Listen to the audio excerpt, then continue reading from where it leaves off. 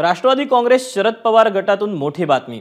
आगामी विधानसभा निवडणुकीत बारामतीतून युगेंद्र पवारांना तिकीट द्या अशी मागणी काही कार्यकर्त्यांनी केली। ओएसिस फर्टिलिटीच्या तज्ञांनी आयव्हीएफ उपचार पद्धतीद्वारे 1 लाखांहून अधिक जोडप्यांना मातृत्व प्राप्तीचा आनंद दिला आहे।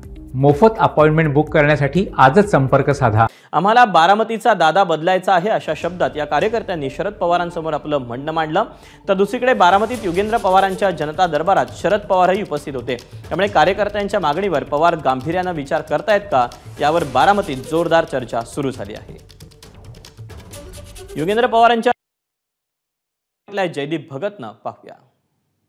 राष्ट्रवादी काँग्रेस शरदचंद्र पवार पक्षाच्या कार्यालयात शरद पवार आलेले आहेत। या ठिकाणी जनता दरबार घेताना आपल्याला पाहायला मिळत आहेत। खरं तर बारामतीमधला शरद पवारांचा पक्ष कार्यालयातला हा पहिला जनता दरबार आहे। जेव्हापासून पक्ष कार्यालय नवीन स्थापन झालं तेव्हापासूनची ही शरद पवारांची येण्याची दुसरी वेळ। खरं तर दर मंगळवारी युगेंद्र पवार हे बारामतीमध्ये जनता दरबार घेत असतात। मोठ्या संख्येने नागरिक जे आहेत ते या ठिकाणी भेटण्यासाठी येत असतात। त्याच पद्धतीने आहे तो युगेंद्र पवारांचा आजचा जनता दरबार सुरू होता।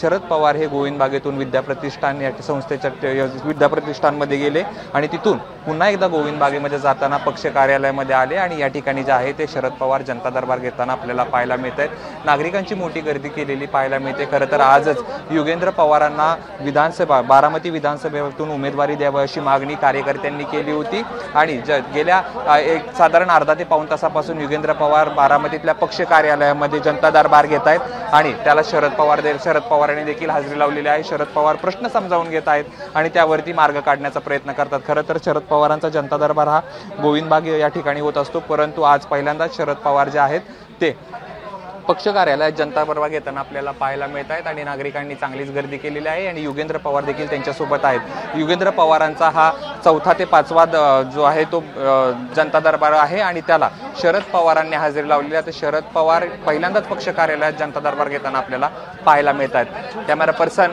अमोल गवायसह जयदीप भगत, एबीपी माझा, बारामती। एबीपी माझा, उघडा डोळे बघा नीट।